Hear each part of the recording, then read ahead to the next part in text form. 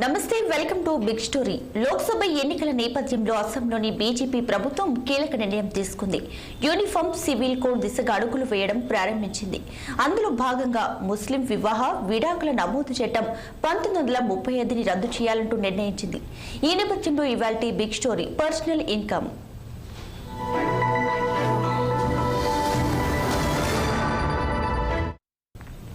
BJP ఇచ్చిన హామీల్లో దేశంలో యూనిఫామ్ సివిల్ కోడ్ అమలు కూడా ఒకటి. ఈ విషయంలో దేశవ్యాప్త చట్టం రానప్పటికీ ఒక్కో రాష్ట్రమే ఆ దిశగా అడుగులు వేస్తుంది. ఉత్తరాఖండ్ ఇందుకు నాంది పలికింది. తాజాగా అస్సాం కూడా అదే బాటలో పయనిస్తుంది. యూనిఫామ్ సివిల్ కోడ్ అమలుకి రావాలంటే అంతకంటే ముందుగా ఇప్పటికీ అమల్లో ఉన్న పర్సనల్ చట్టాలను రద్దు చేయాల్సి ఉంటుంది. తాజాగా అస్సాం ప్రభుత్వం అదే పని చేసింది. సీఎం హిమంత బిశ్వ శర్మ అధ్యక్షతన సమావేశమైన అస్సాం రాష్ట్ర మంత్రివర్గం ముస్లిం వివాహ విడాకుల నమోదు చట్టం 1935ని రద్దు చేయాలని నిర్ణయించింది. ఇందుకు సంబంధించిన బిల్లును ఈ నెల 28లోగా అసెంబ్లీలో ప్రవేశపెట్టనున్నారు.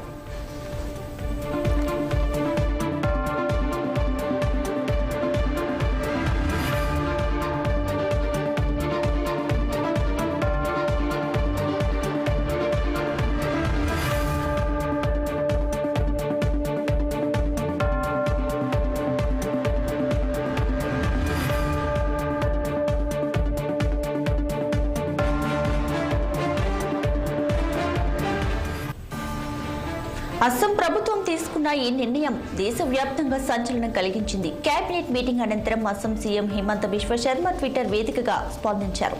శతాబ్దాల నాటి అస్సాం ముస్లిం వివాహాలు విడాకుల నమోదు చట్టాన్ని రద్దు చేస్తూ అస్సాం కేబినెట్ ముఖ్యమైన నిర్ణయం తీసుకుందని ప్రకటించారు. ఇక వధువులు నిర్ణీత వయసు నిండకుండా వివాహ నమోదును అనుమతించే నిబంధనలు ముస్లిం పర్సనల్ లాలో ఉన్నాయి. ఈ నిబంధన అస్సాంలో బాల్య వివాహాలను ప్రేరేపిస్తుంది. ఈ కారణంగానే రాష్ట్రంలో బాల్య వివాహాలను నిషేధించే దిశగా ముస్లిం వివాహాల నమోదు చట్టాన్ని రద్దు చేయాలనే నిర్ణయం తీసుకున్నామని అస్సాం సీఎం ట్వీట్ చేశారు.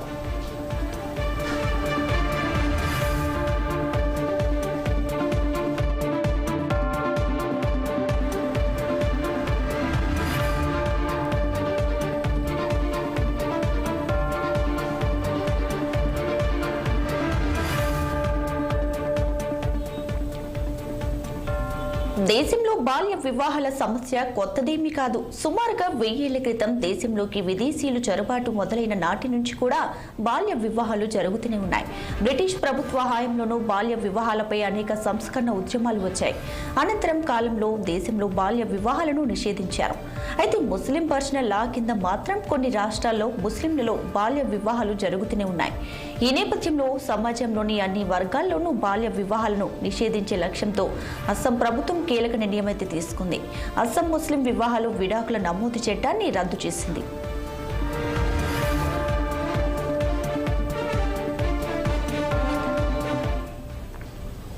ముస్లిం వివాహాలు విడాకుల నమోదు చట్టాన్ని రద్దు చేయడం అంటే యూనిఫామ్ సివిల్ కోడ్ అమలు దిశగా అడుగులు వేయడమే అనే విషయం స్పష్టమవుతుంది.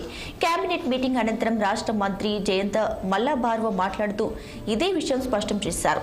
యూసీసీ అమలు దిశగా ఇదొక ముందడుగు అని ప్రకటించారు. ముస్లిం వివాహాలు విడాకులకు సంబంధించిన అన్ని విషయాలను ప్రత్యేక వివాహ చట్టం ద్వారా నియంత్రించవచ్చని ఆయన నొక్కి చెప్పారు. కొత్త వ్యవస్థలో ముస్లిం వివాహాలు విడాకుల నమోదుకి ఇప్పుడు జిల్లా కమిషనర్లు, జిల్లా రిజిస్ట్రార్లు బాధ్యత వహిస్తారని చెప్పారు. రద్దయిన చట్టం కింద పనిచేస్తున్న 94 మంది ముస్లిం రిజిస్ట్రార్లను వారి పోస్టుల నుంచి రిలీవ్ చేసి 2 లక్షల ఒకేసారి చెల్లించనున్నట్లు చెప్పారు. తాజా నిర్ణయం బాల్య వివాహాలను తగ్గించడంలో దోహదపడుతుందని చెప్పారు.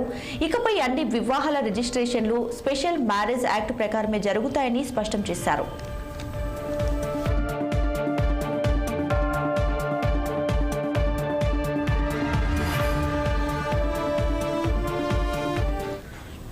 ఇక అస్సాం ప్రభుత్వం తీసుకున్న ఈ నిర్ణయంపై దేశవ్యాప్తంగా నిరసనలు మొదలయ్యాయి. ముస్లిం వివాహం విడాకుల నమోదు చట్టాన్ని అస్సాం ప్రభుత్వం రద్దు చేయడంపై సమాజ్వాదీ పార్టీ నేత ఎస్టీ హసన్ స్పందించారు. ముస్లింలు షరియత్, ఖురాన్లను మాత్రమే అనుసరిస్తారని స్పష్టం చేశారు. అస్సాం కేబినెట్ నిర్ణయాన్ని సీరియస్ గా తీసుకోవాల్సిన అవసరం లేదని ఆయన చెప్పారు.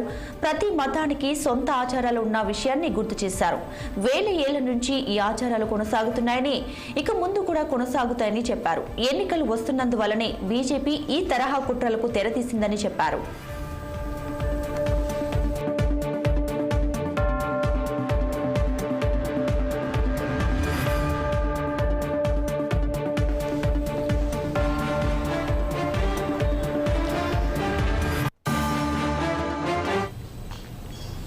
India United democratic front party నేత హఫీజ్ రఫీకుల్ ఇస్లాం కూడా అస్సాం ప్రభుత్వ నిర్ణయంపై మండిపడ్డారు. యూనిఫామ్ సివిల్ కోడ్ తీసుకొచ్చే ధైర్యం అస్సాం ప్రభుత్వానికి లేదన్నారు.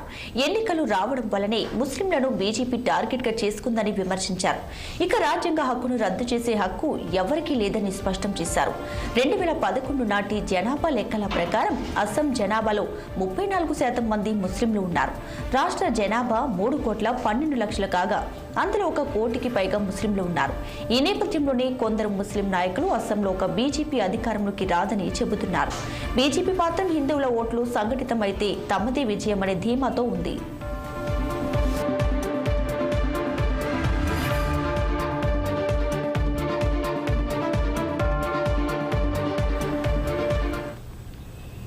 ఉత్తరాఖండ్లో యూసీసీ బిల్లు ఆమోదం పొందడంతో మరెన్నో రాష్ట్రాలు అదే బాటలు నడిచేందుకు వీలు కలిగింది. గుజరాత్, అస్సాం కూడా ఈ బిల్లును కొద్దిపాటి మార్పులతో తమ అసెంబ్లీలో ప్రవేశపెట్టే అవకాశం కలిగింది. గుజరాత్ ప్రభుత్వం 2022లోనే యూసీసీపై ఒక కమిటీని ఏర్పాటు చేసింది. అస్సాం ప్రభుత్వం కూడా యూసీసీ అమలు చేసేందుకు ఆసక్తితో ఉంది. 2024 ఫిబ్రవరి నాటికి రాష్ట్రంలో యూసీసీ అమలు చేస్తామని అస్సాం సీఎం హిమంత బిశ్వ శర్మ గత ఏడాది ప్రకటించారు. అయితే ఆ దిశగా ఇప్పుడు అడుగులు పడుతున్నాయి. అందులో భాగంగానే అస్సాంలో ముస్లిం వివాహాలు, విడాకుల నమోదు చట్టాన్ని రద్దు చేశారు. త్వరలోనే యూనిఫామ్ సివిల్ కోడ్ ని చట్టంగా తీసుకురానున్నారు.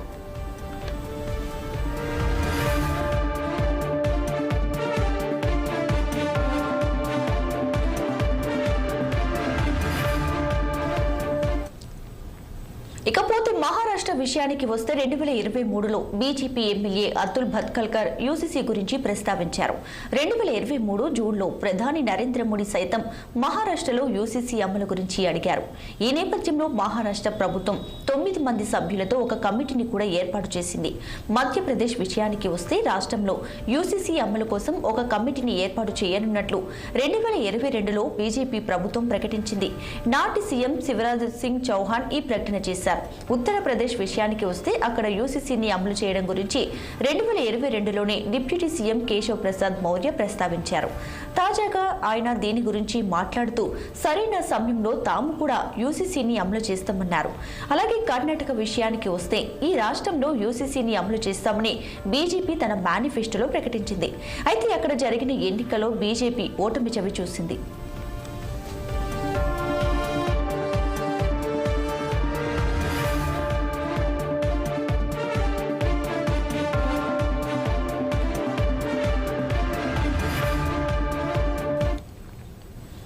యూనిఫామ్ సివిల్ కోడ్ అంశం గురించి బీజేపీ మొదటి నుంచి ప్రచారం చేస్తూనే ఉంది. 2014 లోక్సభ ఎన్నికల్లో బీజేపీ ఈ వాగ్దానం చేసింది. సుమారుగా 10 ఏళ్ల తర్వాత ఉత్తరాఖండ్ రాష్ట్రంలో ఇది కార్యరూపం దాల్చింది. కొన్ని సందర్భాల్లో ఒక అంశంపై జాతీయ స్థాయిలో చట్టాలు చేయడం కేంద్ర ప్రభుత్వానికి ఇబ్బందికరంగా మారుతుంది. అలాంటి సందర్భాల్లో అలాంటి చట్టాలను రాష్ట్ర స్థాయిలో తీసుకురావడం ఆనవాయితీగా మారింది. మత మార్పిళ్లపై నిషేధం, నియంత్రణ లాంటి చట్టాలు అలా వచ్చినవే. తాజాగా ఈ జాబితాలో యూనిఫామ్ సివిల్ కోడ్ కూడా చేరుతుంది.